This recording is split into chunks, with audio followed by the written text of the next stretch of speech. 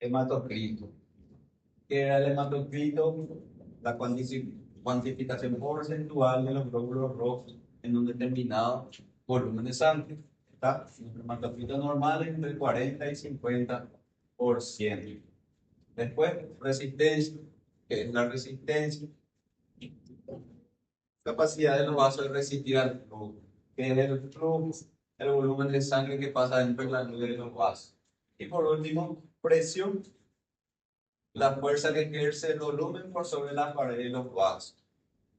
Y hay dos presiones diferentes dependiendo del tiempo o del ciclo cardíaco, de la sístole o diástole. En la sístole hay una presión por sobre las paredes de los vasos en promedio de 120 milímetros de mercurio. Y en la diástole ventricular o cardíaca hay una presión de 80 milímetros de mercurio. ¿Está? Bueno, último. Presión, flujo, resistencia, viscosidad, capacitancia, intensidad. Capacitancia, adaptabilidad y compliance son la misma cosa. ¿Está? Por si llegan a leer y encuentran esas palabras. Son lo mismo. Capacitancia, adaptabilidad o compliance. ¿Ya? Bueno, ¿qué otra cosa era para memorizar? 5 puntos a ver para leer un elenco. ¿Recuerdan? Ritmo, frecuencia, eje, posición y rotación. ¿Cuál es la fórmula para saber los latidos por minuto de una frecuencia regular?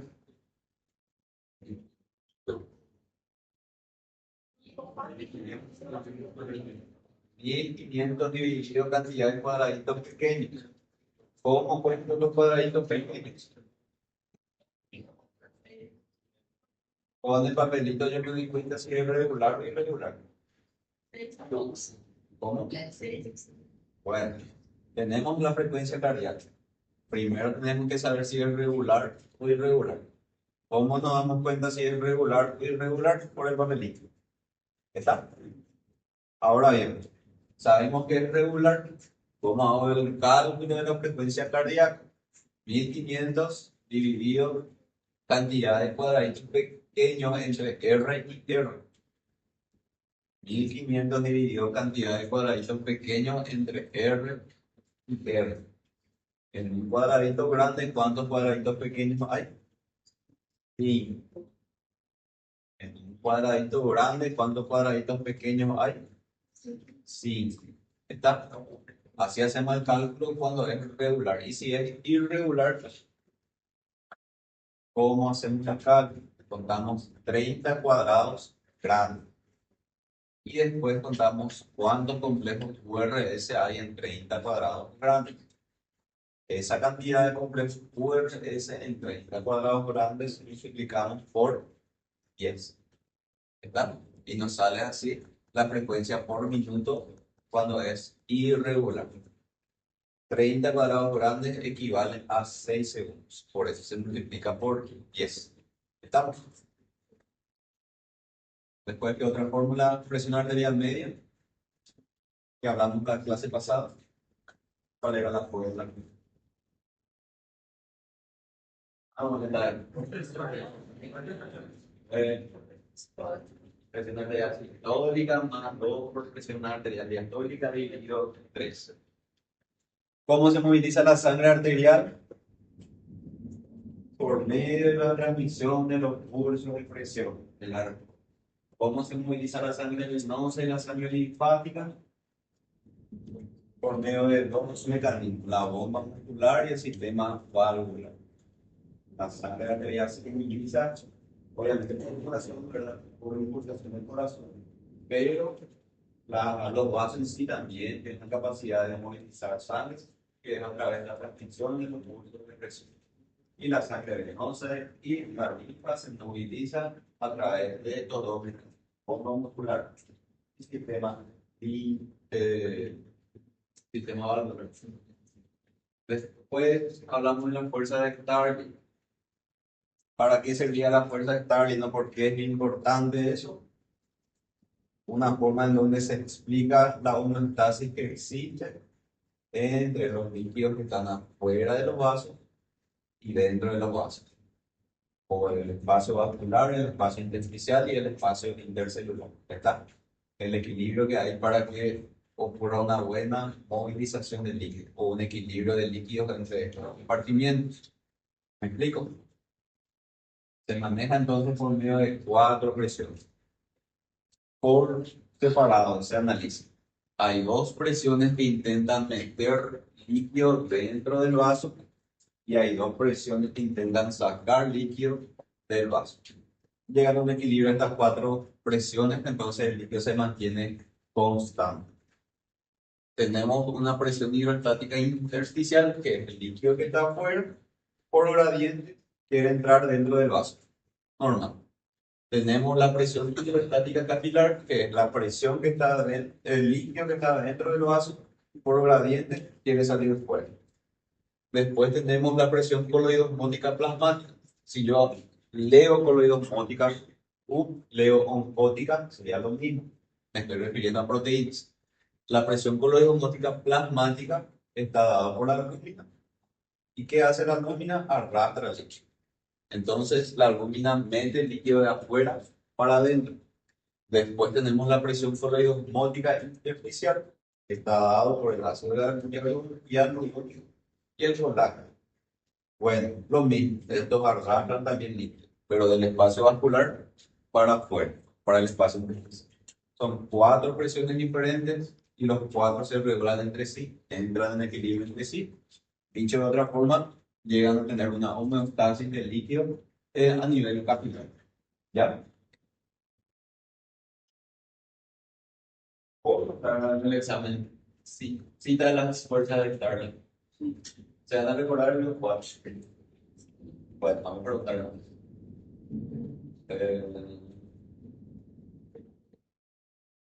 Bueno, ya hablamos de eso en la clase pasada, cómo se regula el flujo de sangre a nivel capilar. Ya tenemos 2 tipos de regulación, a corto plazo y a largo plazo. A corto plazo y a largo plazo, ¿cómo se regula el flujo de sangre a nivel capilar? A largo plazo era más fácil, por medio de la remodelación de los vasos y la angiogénesis. Y un músculo o un órgano determinado necesita más o demanda más oxígeno nutrientes, bueno, la sangre debe aumentar en esa región. ¿Por dónde se moviliza la sangre? Por los vasos. ¿Qué hacen los vasos para conseguir asistir a la demanda que se le está exigiendo? Bueno, uno, se remodelan los vasos, aumenta de calibre, ¿ya? Aumenta de diámetro y hay una hipertrofia de sus paredes, obviamente por el aumento del diámetro. Y 2, hay una angiogénesis, hay una neoformación de nuevos vasos o de nuevos capilares o de nuevas arteriolas. ¿Para qué? Para aumentar el flujo de sangre en una región determinada. Remodelación de los vasos y angiogénesis. Mecanismo de regulación a largo plazo, 2 semanas para adelante. Usamos el ejemplo de una persona que va al gimnasio.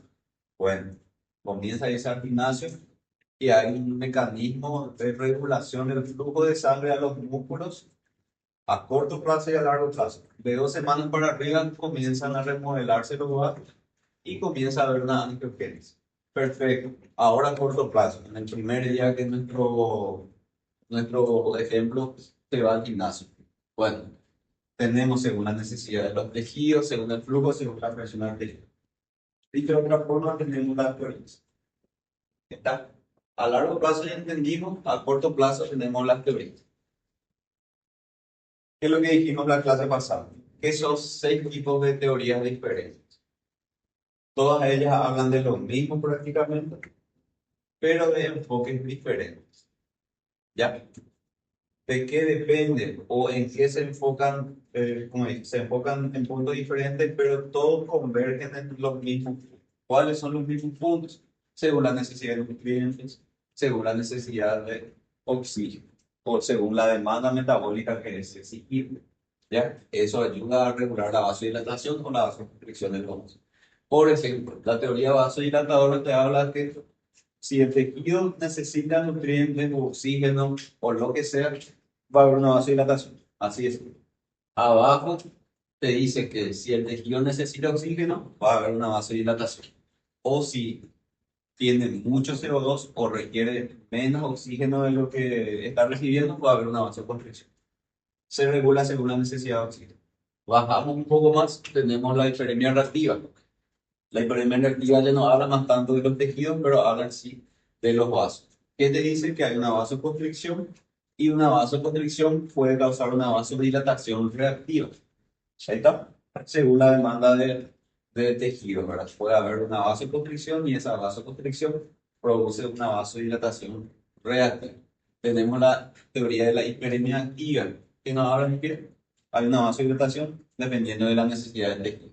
Después tenemos la teoría metabólica, que hay una vasodilatación o vasoconstricción dependiendo de la necesidad o los requerimientos del grupo celular específico. Y por último, la teoría miótica. ¿Qué es lo que habla la teoría miótica? Que una vasodilatación produce una vasoconstricción de forma refleja.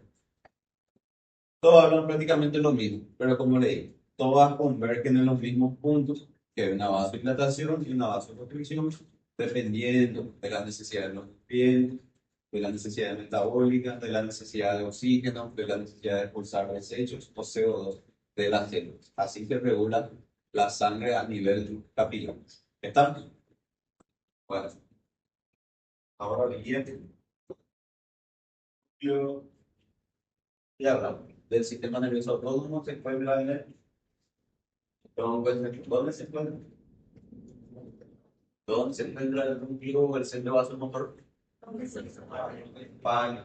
El tronco encefálico tiene el centro vasomotor y en el centro vasomotor se encuentra fibra del sistema nervioso autónomo, fibras nerviosas. El sistema nervioso autónomo consta de dos tipos de fibras nerviosas: sistema nervioso simpático y sistema nervioso parasimpático. Hablamos de la diferencia del sistema nervioso simpático y parasimpático. Y acá terminamos nuestro repaso. Sistema nervioso simpático está encargado del reflejo ataque-huida. ¿Qué es el reflejo ataque-huida? Le activa o le acelera a una persona para atacar o para huir. O cuando una persona está sometida a un estrés, pues se activa el reflejo ataque-huida. ¿Qué hace el sistema nervioso simpático? ¿Y qué es el reflejo ataque-huida? Ya dijimos, atacar y huir. Si yo quiero atacar y huir, ¿qué voy a hacer primero? Aumentar mi frecuencia cardíaca para que aumente mi fracción de eyección, ¿verdad? Para que aumente la sangre, bueno, a mi cuerpo. Específicamente, ¿en qué parte de mi cuerpo se tiene que ir la mayor cantidad de sangre? Si yo voy a atacar o huir, en los músculos esqueléticos. ¿Qué quiere decir de otra forma? Que va a haber una vasodilatación de los músculos esqueléticos. Perfecto. Aumenta nuestra frecuencia cardíaca cuando el sistema nervioso simpático le activa mi nodo sinusal. Mi nodo sinusal va a aumentar la frecuencia de repolarización. ¿Por qué? Porque la negatividad de su potencial de membrana de reposo va a disminuir. ¿Se recuerdan que el potencial de membrana de reposo de las células cardíacas especializadas era de menos 60? Bueno, disminuye más su potencial de membrana de reposo por activación del sistema nervioso simpático o por estimulación del sistema nervioso simpático, creando así que el nodo sinusal sea mucho más fácil de despolarizarse. Se despolariza más rápido, aumenta la velocidad de conducción. Al aumentar la velocidad de conducción, aumenta la contractilidad cardíaca. Al aumentar la contractilidad cardíaca, aumenta el gasto cardíaco o aumenta la fracción de eyección o la potencia de eyección de la sangre. Estoy hablando muy rápido, ¿no? ¿Me entiendes?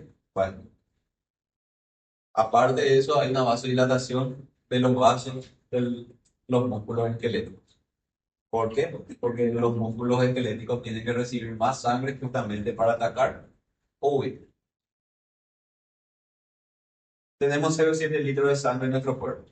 Si aumentamos la sangre de nuestros músculos esqueléticos, de algún lugar se va a quitar. ¿Qué parte de nuestro cuerpo recibe menos sangre entonces? Si recibimos más acá, vamos a recibir menos acá. Recibimos más en los músculos, ¿y dónde vamos a recibir menos? En el tubo digestivo. ¿Qué quiere decir entonces? Que el sistema nervioso simpático va a acelerar prácticamente todo lo que nos viene a la cabeza, pero a excepción va a disminuir la motilidad o la actividad del tubo digestivo, ya por esa distribución de sangre. En contraparte, tenemos el sistema nervioso parasimpático, que ¿Cuál es su función? Le para al simpático. ¿Está? Parasimpático le para al simpático. ¿Qué pasa? Disminuye la frecuencia cardíaca, hiperpolarizando la membrana del nodo sinusal, tornándole más negativo y que sea más difícil de despolarizarse. ¿Qué causa eso? Baja la frecuencia cardíaca. Si baja la frecuencia cardíaca, baja la conducción nerviosa. Si baja la conducción nerviosa, baja la fuerza de contracción de los ventrículos. Si baja la fuerza de contracción de los ventrículos, disminuye la fracción de eyección o la fuerza de eyección de la sangre. ¿Está? Bueno, si es el antagonista del sistema nervioso simpático, quiere decir que en vez de producir una vasodilatación de los músculos esqueléticos, va a producir una vasoconstricción. ¿Ya? Y bueno, la sangre que dejó de ir a los músculos esqueléticos, ¿dónde va a ir? En el tubo digestivo. Dicho de otra forma, el sistema nervioso simpático inhibe la motilidad intestinal o disminuye la actividad intestinal y el parasimpático activa la motilidad intestinal. ¿Se entiende? Bueno,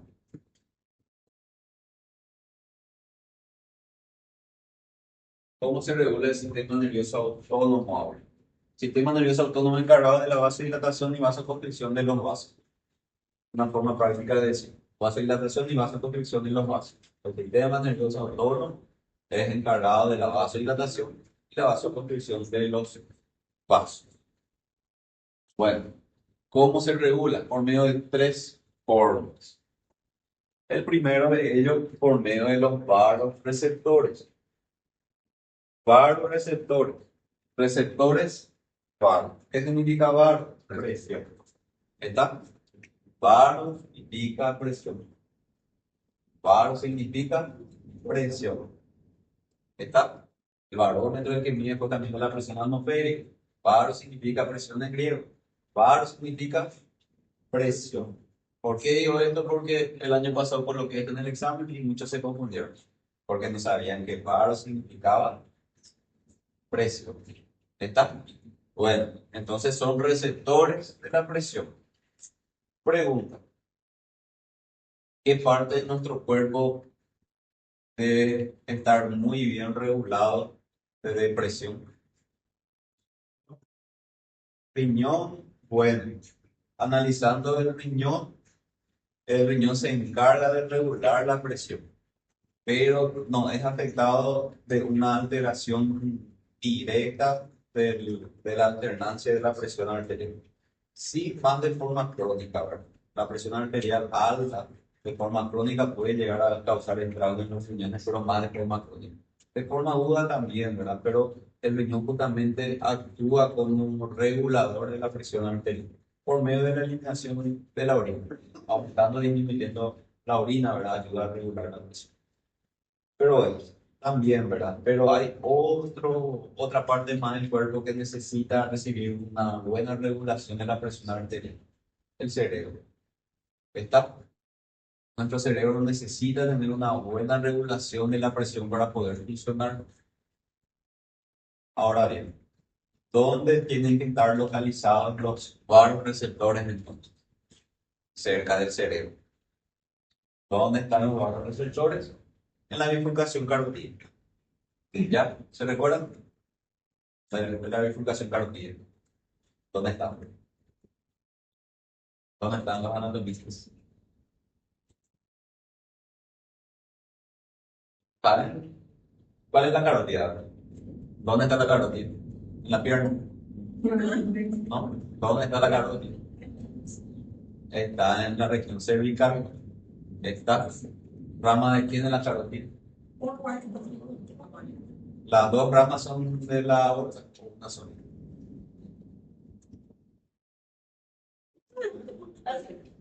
Ya nos olvidamos, todo parece anatomía.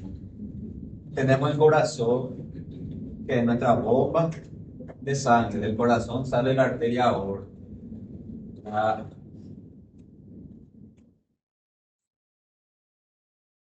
bueno, la arteria aorta tiene su porción ascendente, tiene un callado, tiene una porción descendente.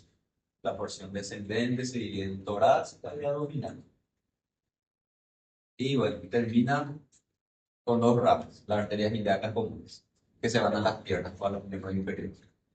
Esas son las ramas terminales, pero después tenemos las ramas colaterales de la arteria aorta. Y cada porción tiene sus ramas colaterales, la ascendente, el callado y la descendente. ¿Cuáles eran las ramas de la aorta ascendente?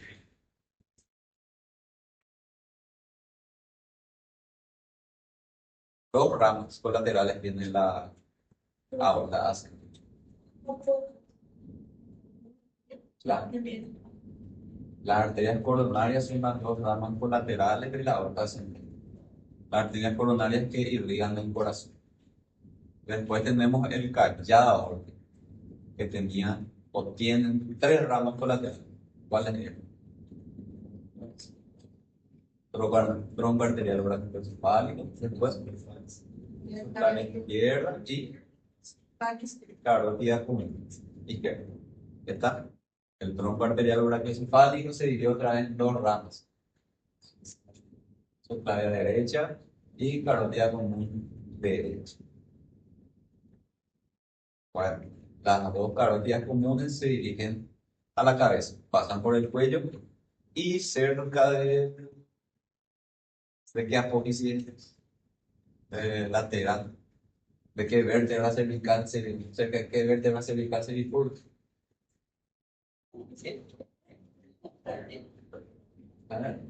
El año pasado yo no me toqué. Tenía su punto de relación.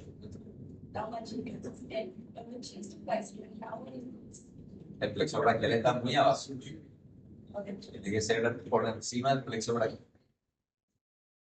¿Cómo se forma el nervio intercostal braquial? Ya que hablaron del plexo braquial.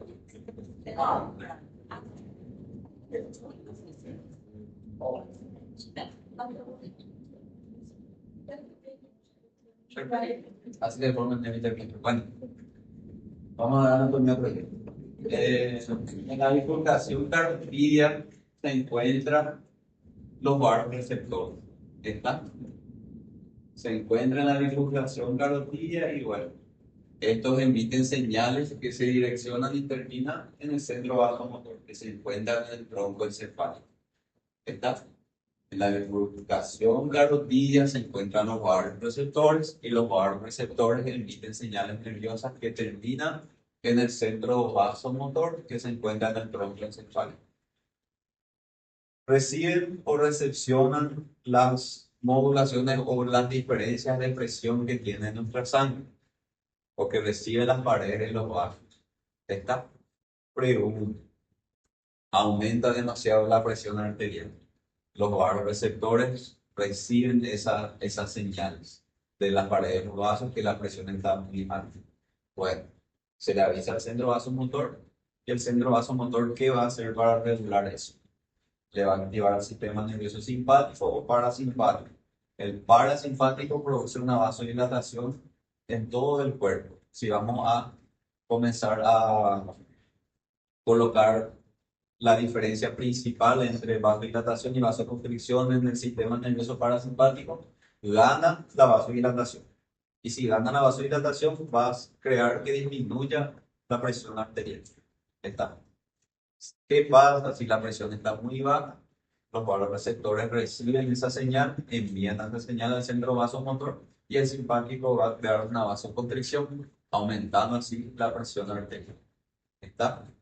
Digo que el simpático aumenta la presión y el parasimpático disminuye la presión por una vasoconstricción del simpático y vasodilatación del parasimpático.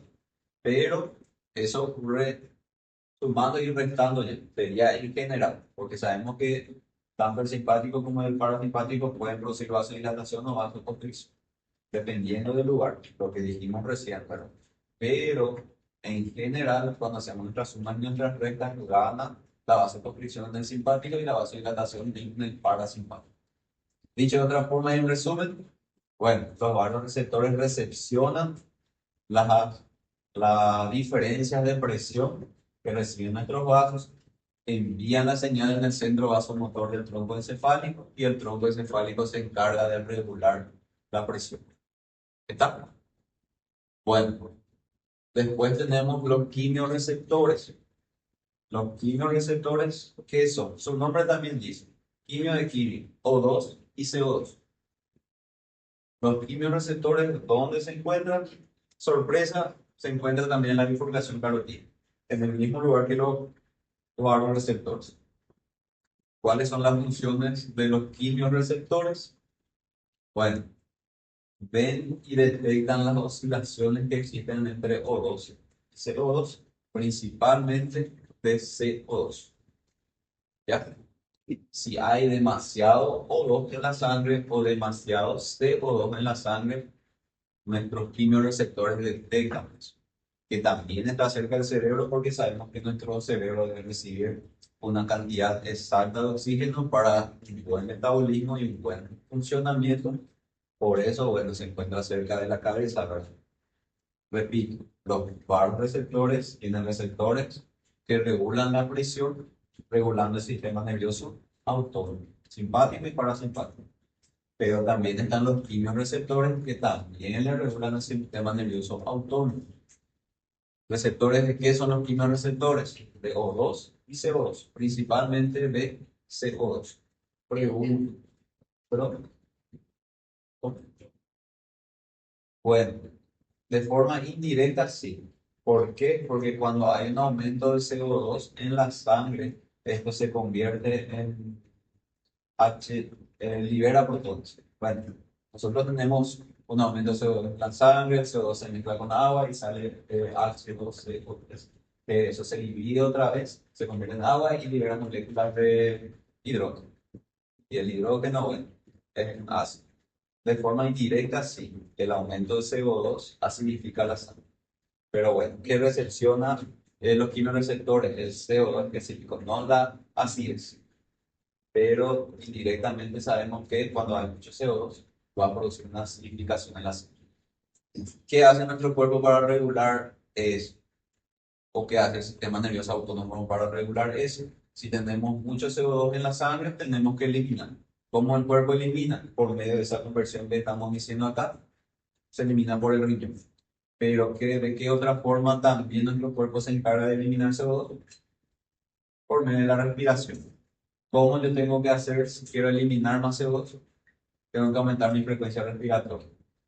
¿Quién aumenta la frecuencia respiratoria? ¿El simpático o el parasimpático? Simpático. ¿Qué quiere decir? Si yo tengo un aumento de CO2, mis quimioreceptores detectan ese aumento de CO2.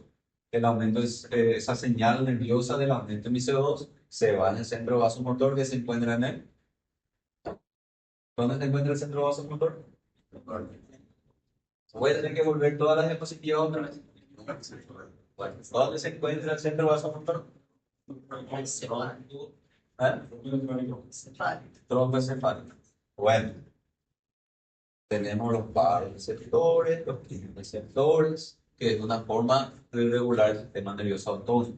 Los receptores regulan o recepcionan las alteraciones de la presión y cuando está alterada la presión, le avisan al centro vasomotor que el centro vasomotor regula por medio del sistema nervioso simpático y parasimpático. ¿Ya? Regula la presión. Después tenemos los quimioreceptores que detectan oscilaciones de O2 y CO2 en la sangre, principalmente de CO2.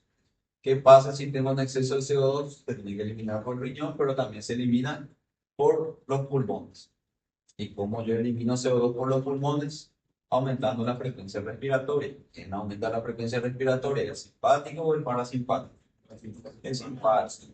¿Qué quiere decir entonces? Si yo tengo un aumento de CO2 en la sangre, voy a tener una activación del sistema nervioso simpático, creando así un aumento de la frecuencia respiratoria. Al aumentar mi frecuencia respiratoria, yo voy a expulsar más CO2 porque voy a estar, o mi frecuencia respiratoria va a estar alta. Expulso más CO2 y voy a meter más O2. ¿Qué quiere decir eso? Que voy a tener en cuestión de minutos mucho O2 y poco CO2.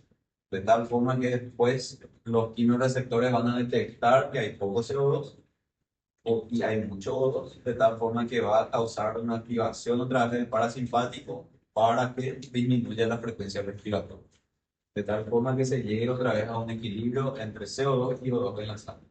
Para eso sirven los quimiorreceptores. ¿Ya? ¿Entienden? Sí, ¿entienden? Bien. ¿Ya? Vale. Después tenemos los reflejos cardiopulmonares. Los reflejos cardiopulmonares también son receptores que reciben la presión y la alternancia de CO2. O sea, es una mezcla de los quimiorreceptores y vasoreceptores. Son coadyuvantes, no son principales. Los más principales son los vasoreceptores y los quimiorreceptores. Los reflejos cardiopulmonares, como le dije, son coadyuvantes de los dos de arriba. ¿Dónde se encuentran? En el callado aórtico, en el tronco pulmonar y en las aurículas. Quimiorreceptores y vasoreceptores son una mezcla de son coadyuvantes de los dos de arriba. Pero hay que saber, ¿está? También detectan alternancia en la presión y alternancia entre la cantidad de oxígeno y de CO2 en la sangre. ¿Entienden? Bueno. When you see more of it, so you must reflect Se encuentra en el callado aórtico, en el tronco pulmonar y en las aurículas. really nice. Bueno. Último. Nosotros ya hablamos entonces de cómo se regula el flujo de sangre a nivel capilar. Corto y largo plazo. Largo plazo ya hablamos de la remodelación de los vasos, la angiogénesis, y a corto plazo ya hablamos de las teorías. ¿Ya? Después, ahora acabamos de hablar cómo se regula el sistema nervioso autónomo por medio de los quimiorreceptores, vasoreceptores y los reflejos cardiopulmonares. Ahora vamos a hablar de forma específica cómo se regula la presión arterial. ¿Está? ¿Por qué? Porque hay mecanismos que regulan la presión arterial en cuestión de segundos, en cuestión de horas y a largo plazo. ¿Ya? De forma específica, cómo se regula la presión arterial. ¿Qué era la presión? ¿Qué era la presión? ¿Qué era la presión? Voy a volver a la segunda diapositiva. La fuerza, la fuerza que ejerce la sangre por sobre la pared de los huesos. Bueno, ¿cómo se regula esa fuerza o esa presión? Tiene una regulación o una respuesta rápida de segundos a horas, una respuesta regular de horas a días y una respuesta a largo plazo. Sorpresa, ¿cómo se regulan de forma rápida? Segundos a horas, quimiorreceptores, vasoreceptores. ¿Está? Quimiorreceptores y vasoreceptores, ¿cómo detectan esas oscilaciones de forma rápida? Tiene una respuesta en segundos a horas. Después tenemos el mecanismo de isquemia del sistema nervioso central. ¿Cómo dice su nombre? Cuando el sistema nervioso central sufre una isquemia, hay un mecanismo que salvaguarda o que regula el sistema nervioso central. ¿O de qué estoy hablando de isquemia? Cuando hay una muerte celular. ¿Ya? Una muerte celular en donde en el sistema nervioso central. Cuando hay una lesión en el sistema nervioso central, el cuerpo trata de resolver esa lesión. ¿Y cómo se le denomina? Bueno, mecanismo de isquemia del sistema nervioso central. Mi mecanismo o el mecanismo de ustedes de isquemia del sistema nervioso central está activado. No. ¿Por qué no está activado? Porque ustedes no están con una isquemia en sus cerebros. Está. Solo se activa cuando hay una isquemia o cuando hay una injuria neuronal. Ejemplo, tenemos un ACV isquémico o un ACV hemorrágico. Ejemplo, tenemos un ACV isquémico. Dos principales causas del ACV isquémico. Cuando hay una arritmia en el corazón, la arritmia en el corazón forma un coágulo y ese coágulo sale del corazón, termina en el cerebro y acaba trancando o entumiendo una arteria. Y bueno, esa región que es irrigada por la arteria deja de ser irrigada. ¿Por qué? Porque el coágulo creó o entupió el vaso. De otra forma, deja de irse sangre a un área del cerebro. ¿Qué pasa con esa área del cerebro? Comienza a isquemizarse o comienza a morir porque no recibe más oxígeno. ¿Ya? ¿Qué hace el cuerpo para tratar de resolver eso? El cuerpo aumenta la presión arterial. ¿Ya? ¿Por qué? porque el cuerpo interpreta que un área del cerebro no está recibiendo oxígeno. ¿Qué voy a hacer? Voy a aumentar la presión para que aumente el flujo en esa área. ¿Está? Ese es el mecanismo de isquemia del sistema nervioso central. Ocurre cuando hay una isquemia en el sistema nervioso central. Repito, un paciente que tiene un ACV isquémico es el ejemplo más práctico y más claro. Tiene un ACV isquémico. Dijimos cuáles son las dos principales causas del ACV isquémico. Una es cuando se forma una embolia o un coágulo en un corazón que tiene una arritmia. Aumenta la turbulencia, se unen los glóbulos rojos, o si un paciente tiene una viscosidad aumentada, predispone también a la formación de coágulos.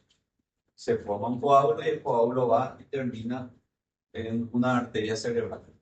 La otra causa de los ACV isquémicos es por la formación de placas aterosclerosas, que las arterias o las paredes arteriales comienzan a llenarse de placas de colesterol o de ácido graso, de tal forma que llega un día en donde se tranca o se entupe. Entupe, sí, sí.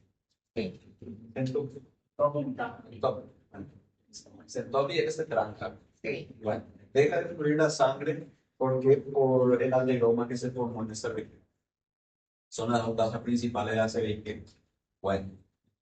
Essa sintope não vai gerar uma força, vai gerar uma maior força? El aumento de la presión. Sí, y es la forma en que el cuerpo trata de resolver. Obviamente no resuelve, ¿verdad? Pero es el mecanismo de respuesta que tiene el cuerpo ante Mas é a resposta rápida. una respuesta que comienza en segundos. ¿Está? Hay una taponación o hay una isquemia cerebral, el cuerpo levanta la presión arterial y bueno, para intentar compensar la isquemia que está sufriendo el cerebro. Por eso, pacientes con ACV isquémico siempre vamos a encontrar cifras tensionales aumentadas. ¿Ya? Pregunta. Ustedes están ya de guardia en un hospital en Brasil o acá en Paraguay. Viene un paciente con un ACV isquémico y con una presión de 200 de la sistólica. ¿Le van a bajar o no le van a bajar la presión arterial? ¿Sí o no? ¿Le van a bajar o no le van a bajar la presión arterial? Paciente con una ACV isquémico viene con una presión arterial sistólica de 200 o 190 milímetros de mercurio. ¿Por qué está tan alta su presión? Por el mecanismo de isquemia del sistema nervioso central. El cuerpo trata de compensar esa isquemia.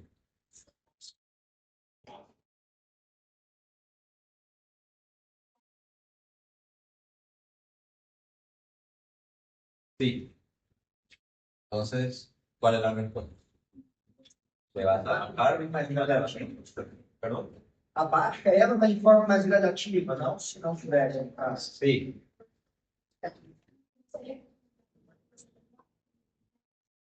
Warfarina es un anticoagulante.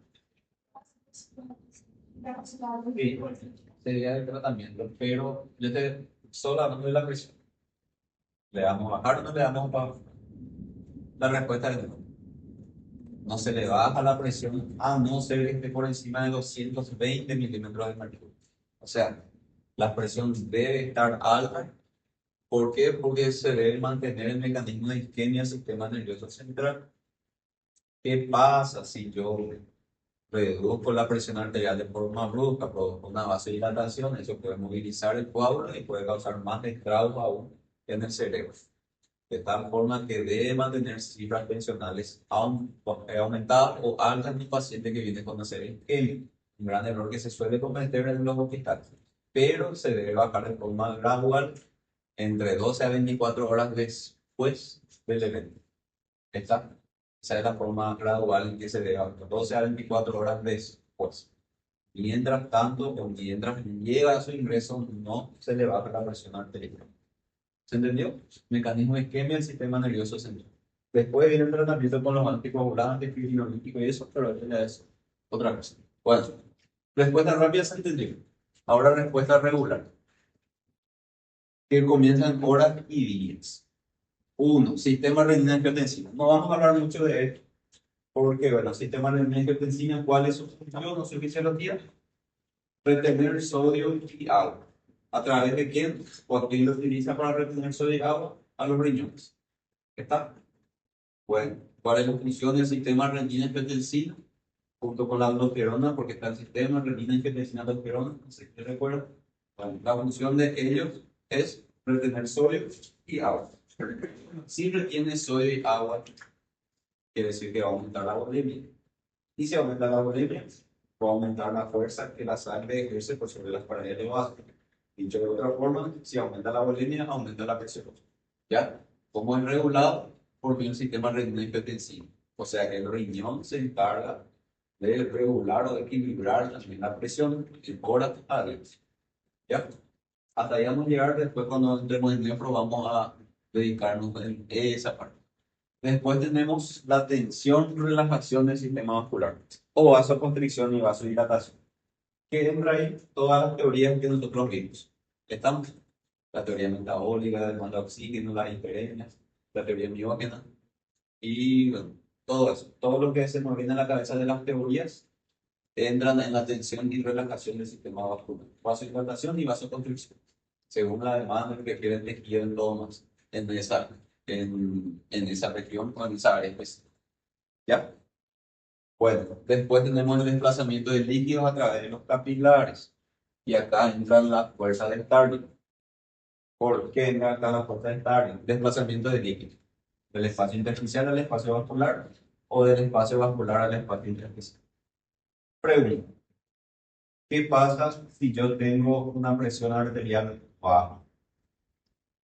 Tenemos una presión arterial baja, mi presión está de 7,4. Fácil de estar por morir. ¿Cuál es la fisiología de mi cuerpo? ¿Qué va a hacer mi cuerpo para tratar de compensar o de regular otra vez la presión?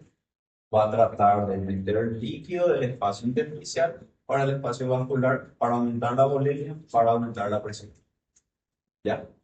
Va a haber un desplazamiento de líquidos, va a haber una regulación a través de las fuerzas de Starling para intentar aumentar la volemia. ¿Qué pasa si mi presión está demasiado alta de forma crónica? Va a aumentar el líquido en el espacio intersticial para intentar disminuir la volemia, para intentar disminuir la presión. ¿Está? Isso tanto superior muito diurético. Aí, a frente da hipertensão, ela é muito diurética. Bueno, Essa persistência. ¿por qué los diuréticos están implicados en la hipertensión arterial? Justamente porque actúan a nivel del sistema renina-angiotensina. Si nosotros hablamos de la presión arterial, tiene un pilar de tratamiento de 6 escalones. El primero de ellos son los IECA y ARA2. Los tratan 98% tienen padres hipertensos. Bueno, los IECA y ARA2 son enalapril, captopril, temizartán, los ARA2 son temizartán, losartán, mesartán. Todo esto le inhiben al sistema renina-angiotensina. ¿Y qué pasa si yo le inhibo a mi sistema renina-angiotensina aldosterona? Voy a inhibir mi absorción de sodio y agua. ¿Está? Y si disminuye mi absorción de sodio y agua, mi volemia va a disminuir, por ende, mi presión va a disminuir. Hay veces en donde esto no es suficiente. Ahí pasamos al segundo escalón. Y después, si no es suficiente, pasamos al tercer escalón, al cuarto escalón, quinto escalón, sexto escalón. Pero uno de los escalones son los diuréticos. Y en los diuréticos, pues, ya de forma específica hacen que se pierda agua por los riñones. ¿Está? Y justamente al reducir la volemia también reduce la presión arterial. Pero los diuréticos están en el 1, 2, 3, cuarto escalón, quinto escalón. ¿Está? Bueno, pero sí también forma parte de la regulación de la presión arterial cuando nosotros intentamos disminuir la volemia. Bueno, después, ya hablamos, sistema renina-angiotensina por el riñón, retención de sodio y agua, que es una forma de regular la presión arterial en cuestión de horas y días. Después tenemos la tensión y relajación del sistema vascular, que es por medio de la vasoconstricción y vasodilatación. Las teorías que nosotros ya vimos en el slide pasado. Después el desplazamiento del líquido a través del capilar, la fuerza de Starling. La movilización del líquido, en donde sale el espacio intersticial, entra en el espacio vascular, cómo se regula para llegar a una homeostasis de la presión arterial. Y después tenemos a largo plazo, cuestión de días para adelante. Y tenemos la retroalimentación renal. ¿A qué nosotros le llamamos una retroalimentación renal? También sigue actuando el sistema renina-angiotensina. El sistema renina-angiotensina, bueno, está en el riñón, como dijimos. Pregunta, ¿cuál es la función del sistema renina-angiotensina? La regulación del sodio y agua. ¿Está? O la eliminación o reabsorción del sodio y agua para mantener la presión arterial. Esto también es una respuesta a largo plazo. Y después ya tenemos, según lo que el paciente consume o no de sodio y agua. ¿Está? Si el paciente consume mucha agua, pero orina poco, la volemia va a aumentar, ¿verdad? Y si el paciente consume mucha sal. ¿Por qué sal? Bueno, sal de mesa. ¿De qué está compuesta sal de mesa? NaCl, pues, cloruro de sodio. Una persona no se va a comprar sodio de la farmacia para del supermercado para comer, ¿verdad? Pero sí compra sal, NaCl. Al consumir mucha sal, aumenta la cantidad de sodio en la sangre y el sodio actúa como un metabolito automáticamente activo y retiene agua. O sea que una persona que consume mucha sal va a retener más agua. Por eso a los hipertensos se le indica que no consuma mucha sal para que no tenga mucho sodio dentro de su sangre, para no retener tanta agua y no tener tanta volemia. Y si no tienen tanta volemia, no tienen tanta o va a disminuir la presión arterial. ¿Ya? Eso ya depende de cada paciente, si el paciente consume mucha sal. Y por último tenemos la eliminación de sal y agua. Y eso ya depende de los hábitos del paciente. ¿Sí? Hábitos fisiológicos hablando, hábitos urinarios específicamente. Si el paciente orina bien, entonces va a eliminar sodio y agua. Pero si el paciente es un enfermo renal crónico que no orina bien, sabemos, bueno, cuando empezamos a ver que el ritmo diurético es de 0,5 a 1 miligramo kilo peso por hora. ¿Qué quiere decir eso? Que hay un cálculo que nosotros tenemos que saber para saber si el paciente está orinando bien, está orinando mucho o está orinando poco. Si el paciente orina poco, quiere decir que está reteniendo sodio y agua. Y bueno, eso va a alterar también la presión arterial. Ingesta de sal y agua y eliminación de sal y agua y el sistema renina-angiotensina. Ya habla todo a nivel del riñón o del funcionamiento del riñón. Estamos preguntas. Antes pronto, tenemos mucho tiempo. Vale. Vamos a ver si después continuamos.